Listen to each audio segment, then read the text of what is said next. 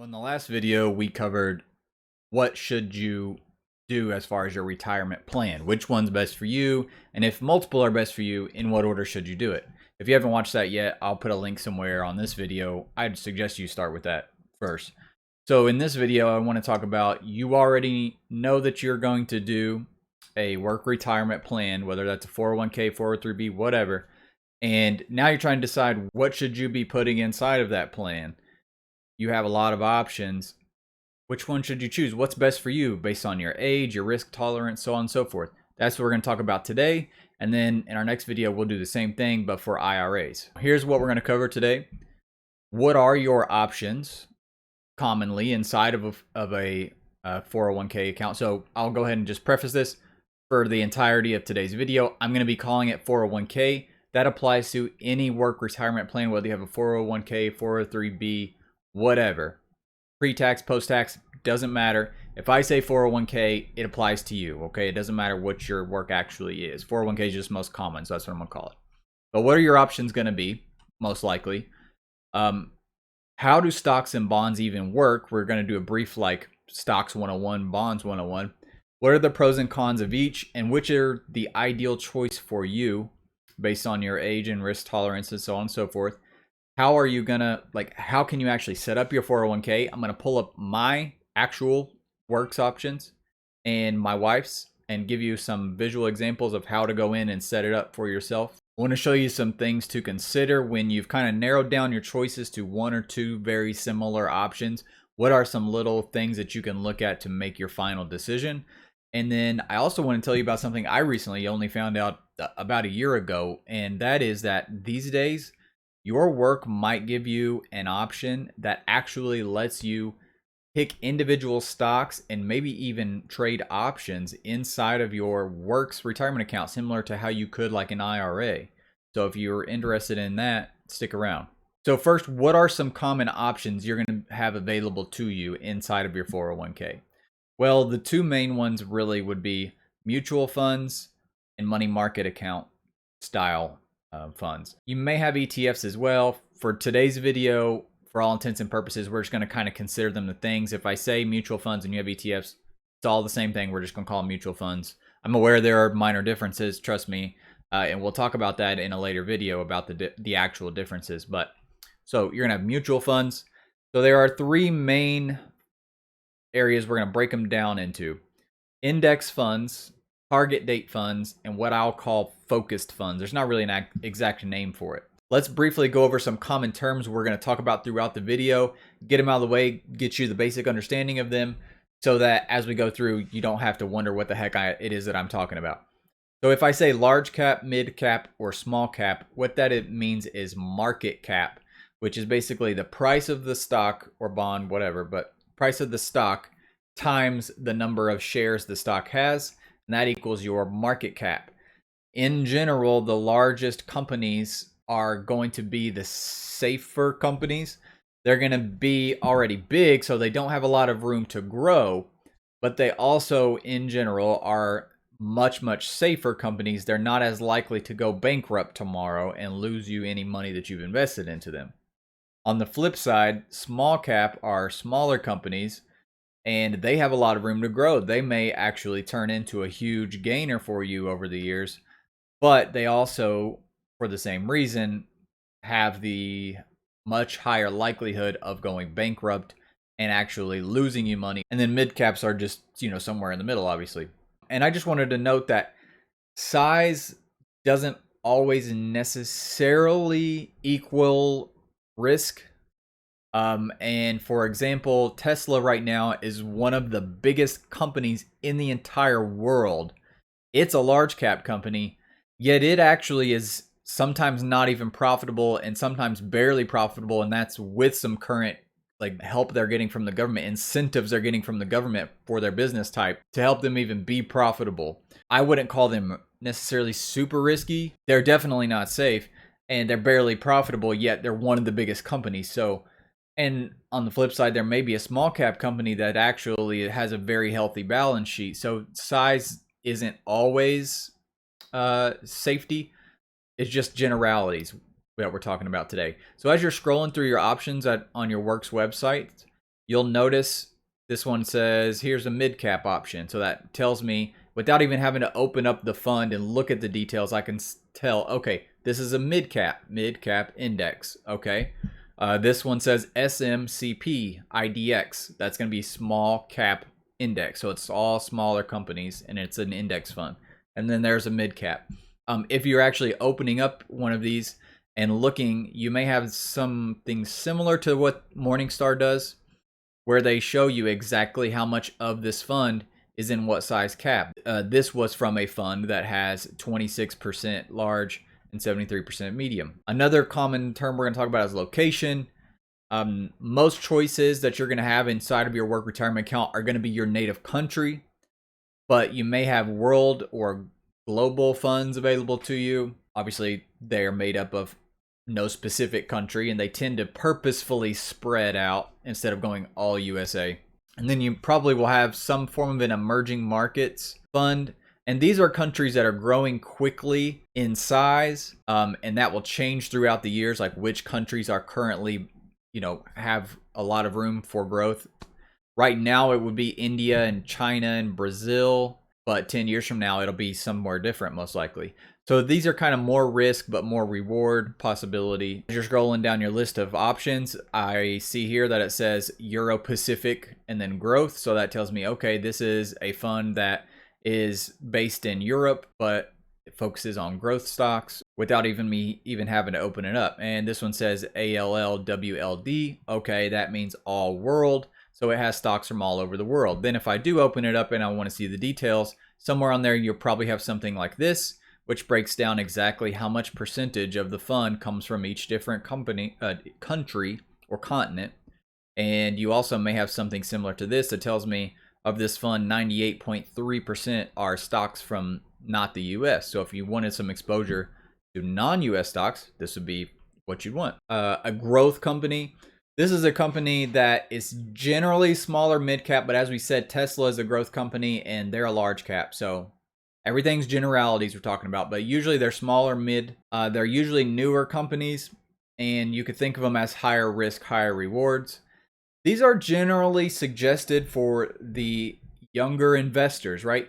Because you have time to let these companies do their thing and grow in size, but you also have risk tolerance, because if some of your companies go bankrupt or whatever, it's not going to hurt you as much because you don't retire in next year, right? So you don't have to worry as much about preserving that money. You can take a little risk for higher reward because you still have 20, 30 years to go before you retire. If you lose $5,000 right now, it sucks, but it's not the end of the world, and it may be worth the opportunity to make $50,000 as opposed to $20,000 that you would have made investing in non-growth companies.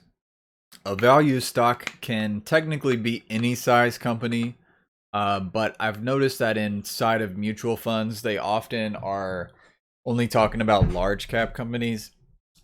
But in theory, a value stock is just any stock that is priced lower than what people who know how to evaluate stocks consider it should be priced. So these could be thought of as lower risk for low medium reward. In my opinion, they'd be ideal for a middle-aged investor, maybe an older investor if you have slightly higher risk tolerance. So, should you own stocks? Are stocks right for you specifically? Some pros would be that over the last 50 years, they've outperformed bonds, and it's not even close. If you look at the chart here, there are a lot of different charts I could have pulled up for this. This one goes from 72 to 2017. Shows you if you had invested in different, the same amount of money in different vehicles, what would your final amount would have been. As you see here, the dark blue line is stocks. You would have gotten an average 10.6 compounded annual return versus long-term government bonds would have only performed at 8.1%, which is also still good. But if you're inexperienced at this, you would say, but Hunter, that's only 2.5% difference for a lot less for a lot less risk. You've got to remember that that's 2.5% difference every year for 50 years. That is a lot. And that's why if you look at the final amount here, stocks are almost triple the return that bonds were over that period of time. So they've outperformed bonds on average, and they've also outperformed them over 100 years. Here's a same thing, but over a 100-year period. Since 1929, they've returned about 10% a year. The cons would be that they generally swing a lot wildly relative to the size of swings that bonds have. And a stock does not have to give you a dividend, and they don't have to appreciate in price. It's not guaranteed. Whereas with bonds, there is some things that have guaranteed returns. Here are some examples when you're looking at your work retirement.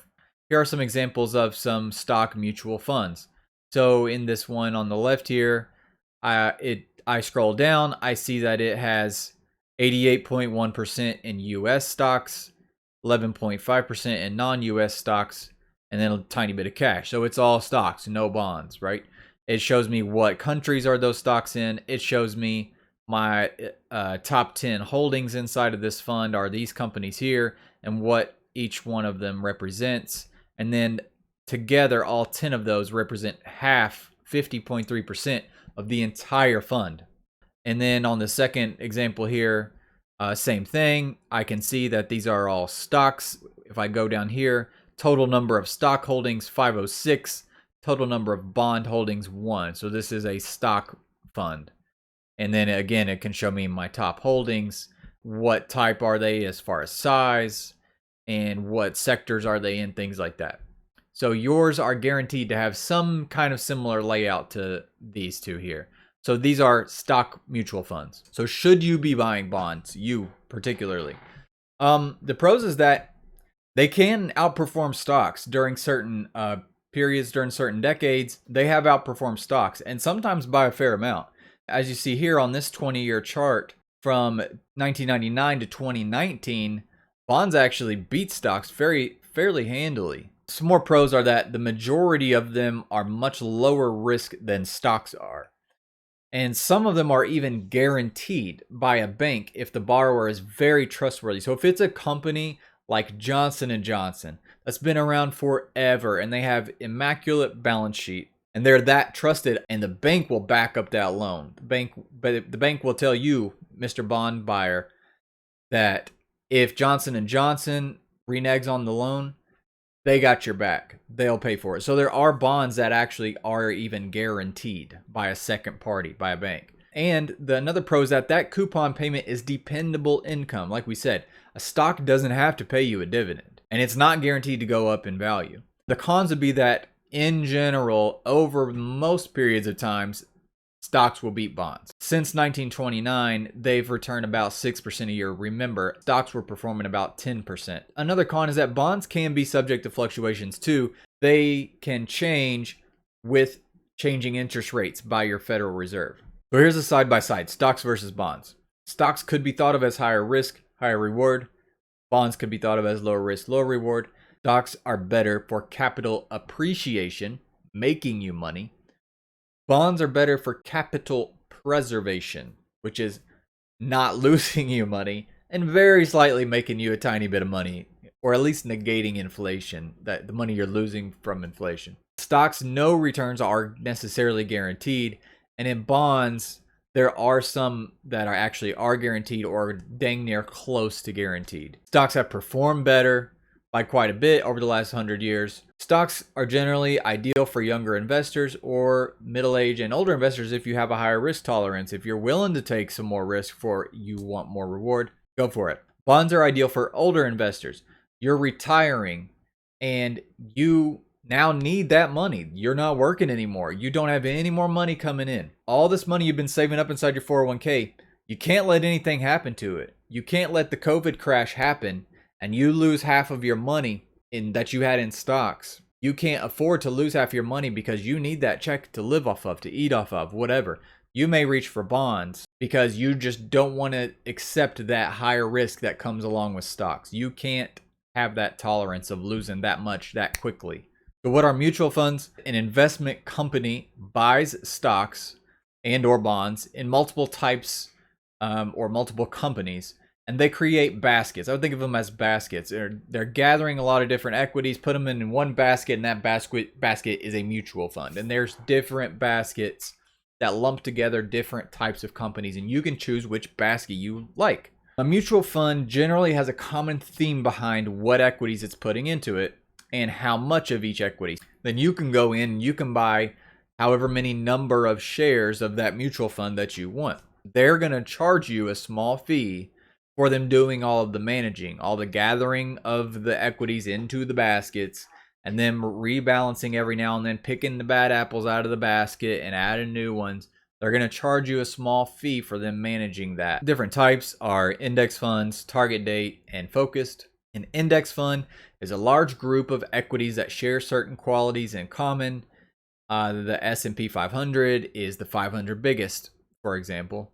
An S&P stock index fund would have some amount of shares of all of those 500 companies inside of it. Index funds are generally lower risk, lower rewards when it comes to individually buying a stock or a bond. And why is that? Well, let's think. If an index fund has 100 different stocks inside of it, right? Let's say it has 100. And let's say that Apple is the biggest one of the 100. But it still is only 10% of the whole fund. Compared to you just buying one share of Apple. You got one share of the mutual fund, one share of Apple. If Apple's stock price goes up 50% over the next year, your mutual fund barely moves. Even though Apple's 10% of it, it barely moves. Your Apple stock went to the moon. It went up 50%, right? That's why they're lower risk, lower reward. They're lower reward in this instance. Had Apple dropped 50%, mutual fund would have only went down slightly, and your individual share of Apple would have tanked, and you would have lost half your money.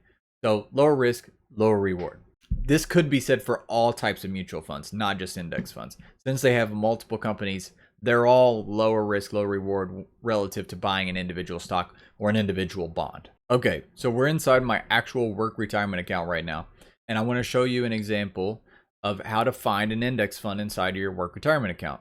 I'm going to go to Manage, Change Future Allocations, and I choose the account that I want to change it for. And now it's going to show me all of these different options that I have.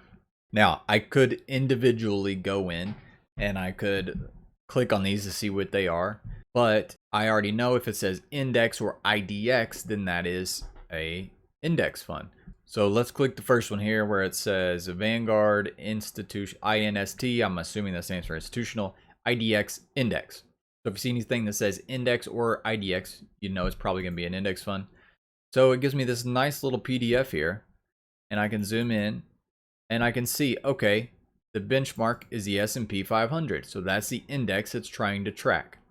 Let's talk about focused funds. There are usually a lower number of companies inside of a focused fund compared to an index fund. An example would be an emerging markets fund, which would hold several companies that are in like 3 or 4 different countries that are currently growing faster in size than most markets around the globe. There might be a small cap fund that would be all small stocks. There could be a bond fund that's only high yield, like high risk, but high yield bonds, so on and so forth. It could be a stocks and bonds blended.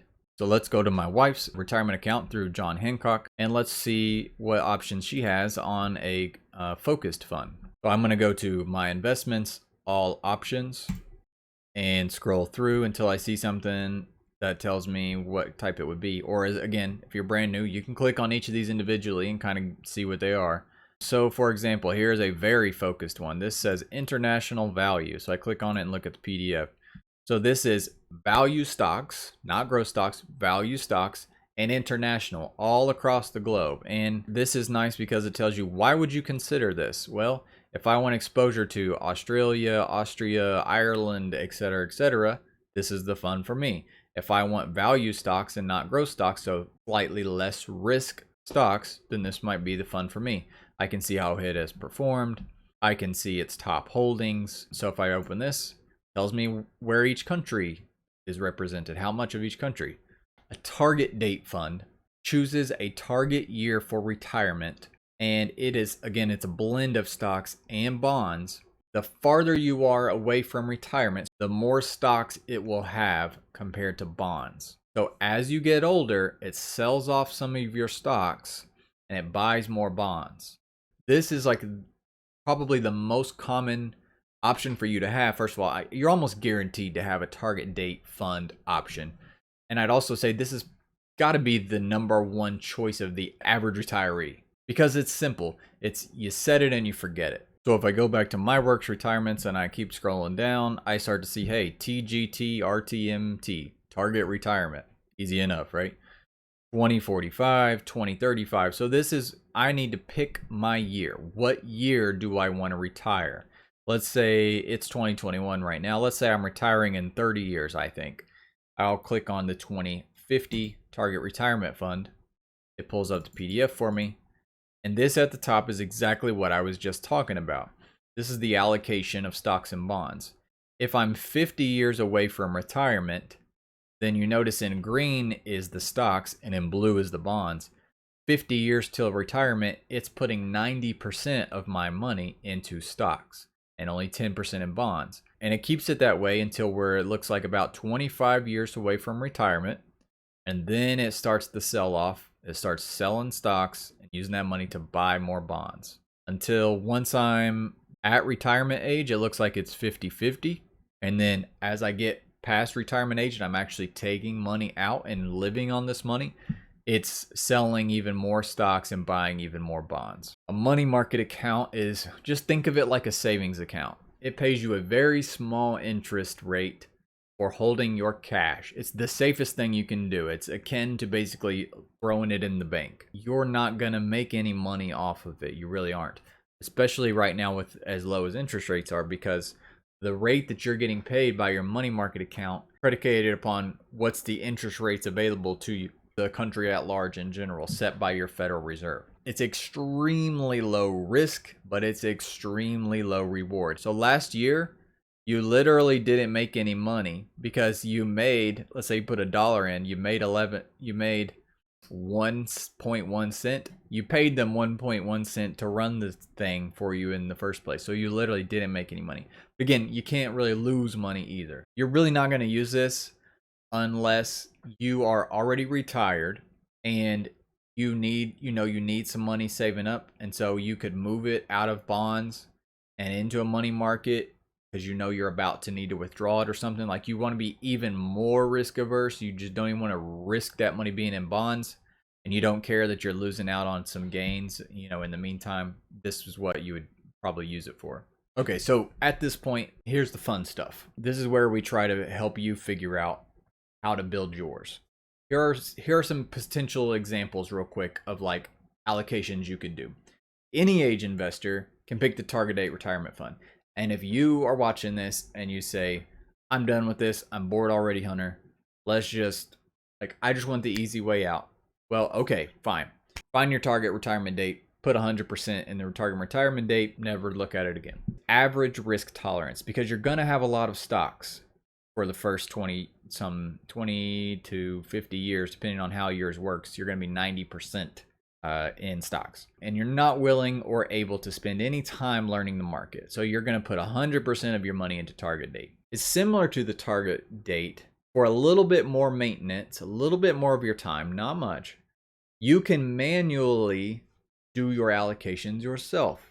This gives you more freedom of choice than a target date fund. The target date doesn't let you choose where it's going. It doesn't even tell you much detail about what those 90% of stocks are even in all that much. And target dates tend to have a little bit higher fees than just index funds. Doing it like this gives you more freedom. You can go in every 5-10 years, whatever. You can change your allocations on these and do the balancing yourself for less fees, right? So let's say an index fund is charging you 0.03 and your target date's charging you 0.2. That's a 0.17% difference. It doesn't sound like a lot, but that adds up over 40-50 years of doing it. So you spending an hour every few years can save you some money in the long run. If you want to do this, there's a book that I highly recommend. It's a very cheap book and it's not that hard of a read. It's not that complicated in investing. Called The Little Book of Common Sense Investing by John Bogle. So John Bogle is one of the early pioneers of mutual funds. He recommends people split their money up between different forms of indexes. Followers of his usually use a total market index, so not just the S&P, but like every single stock that's on the United States market, and you're almost guaranteed to have an option for this. It would be called total market index on your mutual fund options. You would choose one of those. You would choose an international total market index and then a bond total market index. And then you can choose your allocations, how much of each goes in.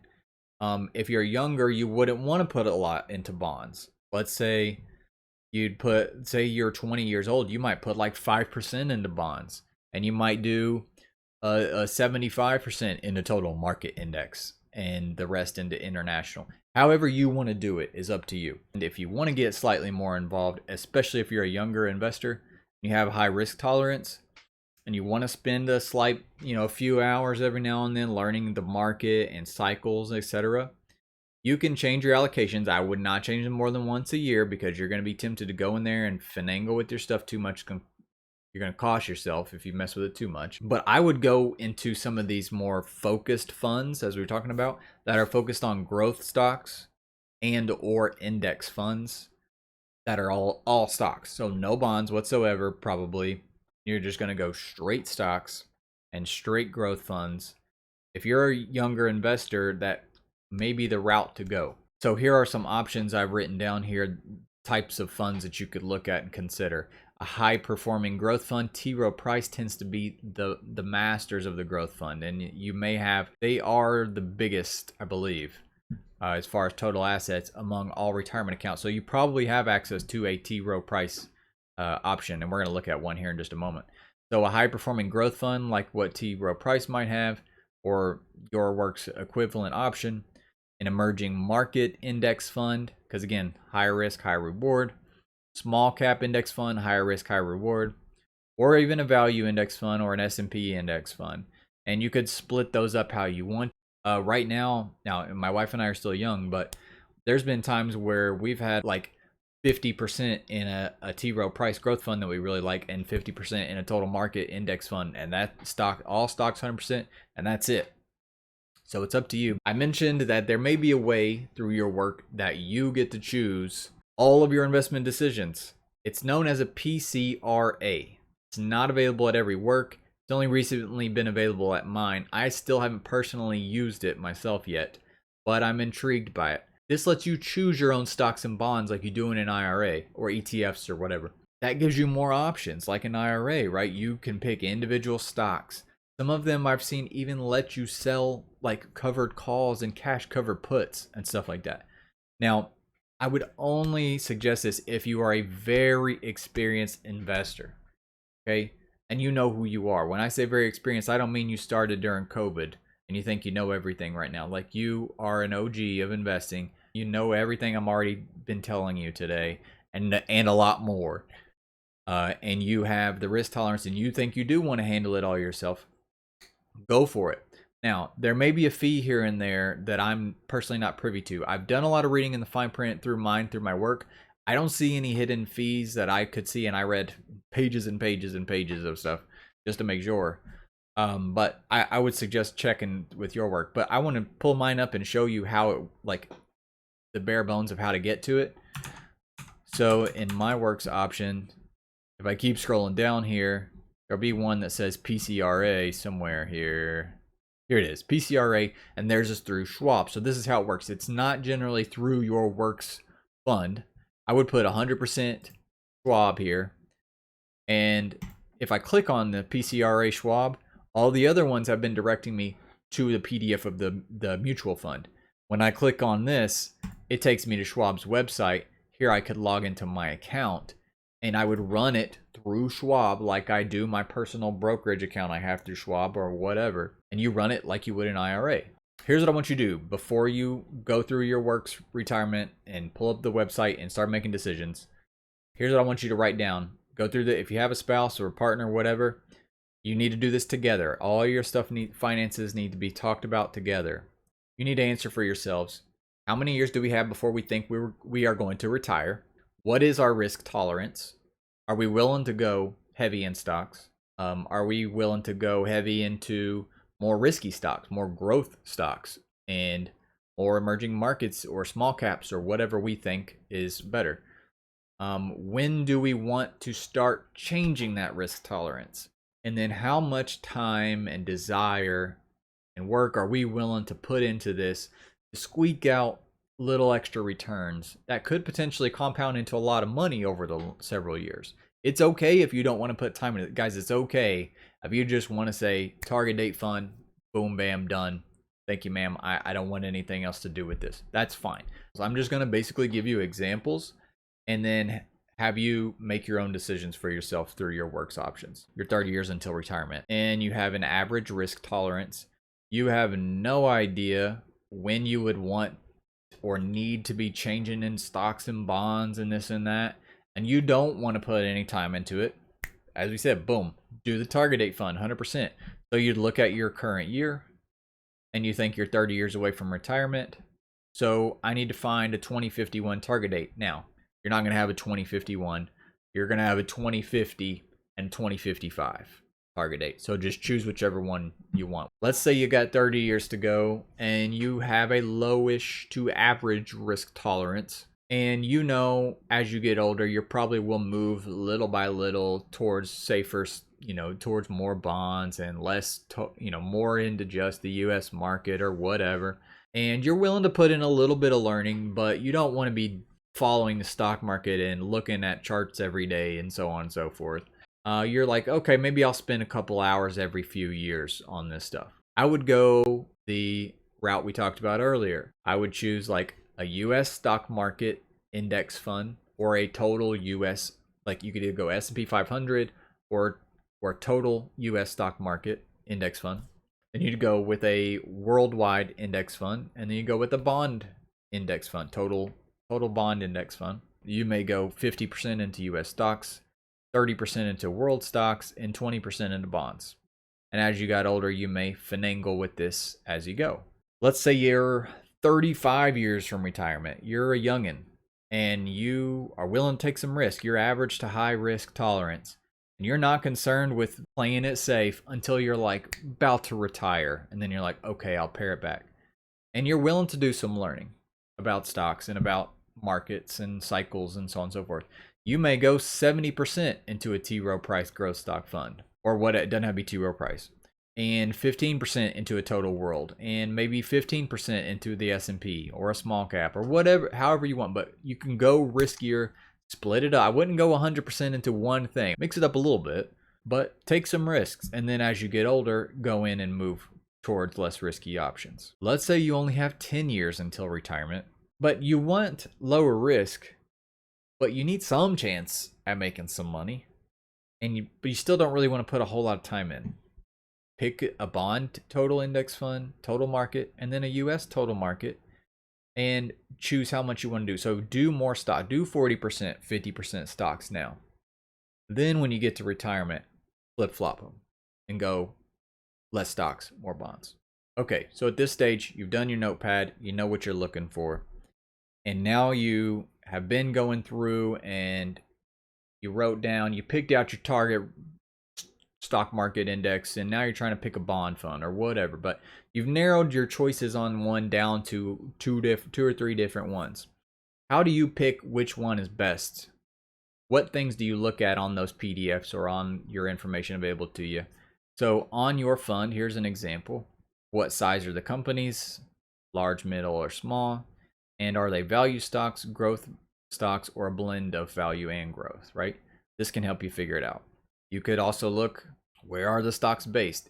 If I don't want US stocks, this might be the fund for me, right? Again, you can look at their different sectors if that's important to you. As you can see here, the tech sector on the second one is 17%, while the tech sector on this first fund is 24%. If that is a big deal for you, if you want heavy tech, then you might go for this first option. So whatever is important for you, look for these little things and use them to make your decisions. If the fees are about the same, the expense ratios are about the same, and the holdings are relatively the same, go to this. And then look at the diversification of their top 10 holdings. pick the one that fits more your goals. If you want safety and diversity, you may go for this one because look, it has 506 total stocks compared to this one that has 176 total stocks. Expense ratio is the number one thing I would look at. So on this option here, this is Vanguard Institutional Index, 0.04%. American Funds, Washington, 0.27%. And this is their performance of the actual fund, right? I'm looking at 5-year and 10-year is all that matters. Do not look at 1 year, not look at 3-year or whatever, and don't look at max. Why? Because max is going to differ drastically depending on how long each fund has actually been out. You don't know how long that fund has been out. That fund may have been out for 50 years or may have been out for 11 years, right? And the markets themselves have been under very different swings and cycles during those periods. So ignore total and ignore short term. We want to look at 5-year return, 10-year return. That's what matters. And compare them. So fund number one is these are both S&P 500, notice. Benchmark S&P 500. So I've got two S&P 500 funds I'm choosing from here. The Vanguard has a lower expense than the American funds, and it has returned more over a 5-year period and a 10-year period. Choice is easy for me now, right? Even if I like the holding slightly better on this American funds, I'm going to go with the Vanguard, to be honest, because expense ratio and performance are more important to me personally.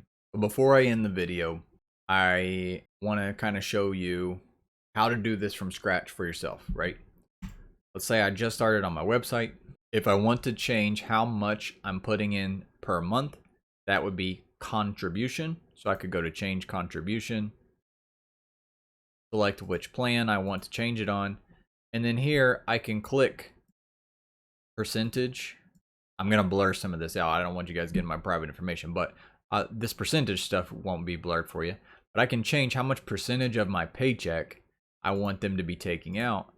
And then under it is telling me how much that would be out of my paycheck per period. And it's also telling me how much that's going to end up giving me at the end of the year. You want to choose between your different funds, like where is the money going when I do put it in.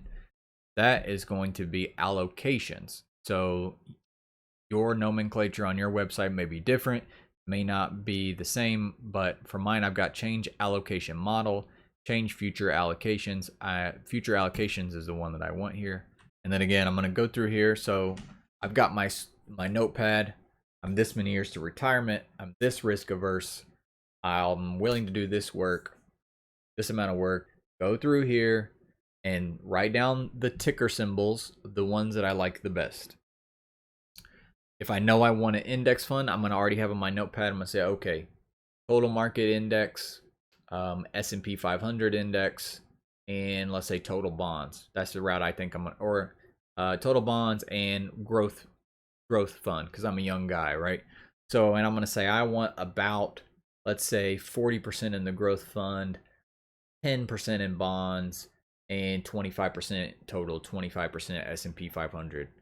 Then I'm going to go through here and I'm going to say, okay, let's find my S&P 500 fund. Let's find my total index fund.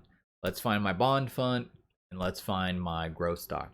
So I'd go through here and I look for my index. There's a total stock index. I'd find another total stock index, make my choice as we talked about. And then when I'm ready, I'd go in here and I'd say, okay, 25% is going into the total stock market index fund. 25% is going into S&P 500 index fund. 40% is going into this T. Rowe Price growth stock mutual fund. And only 10% of my money do I want in bonds. If this was you, I put all my percentages in and I go to the scroll down to the bottom. It tells me, okay, that's 100%. You're good to go. I hit next. And from there on out, every paycheck, when I send them money, they're going to be splitting it up and putting that much into each one. I hope very much that this has helped you. I've made some past videos that may apply to you that you may want to check out. If you liked this content, if this at all helped you, which retirement option is best for you? As I said at the start of the video, need to check that out. how to quickly evaluate a stock and how to estimate a stock's growth. Those are classes. They're free here on my YouTube. And then upcoming, our next video is going to be this same format, but what would you put into an IRA? What are your options? That gets a lot more exciting. If you found this helpful at all, please share this with somebody that you care about, that you want to also get a head start on investing for their family's future, building wealth for their family. That's what we're all about here at Teaching Wealth. Is just working together, helping each other out, learn little by little, make money over the long period of time, generationally, right?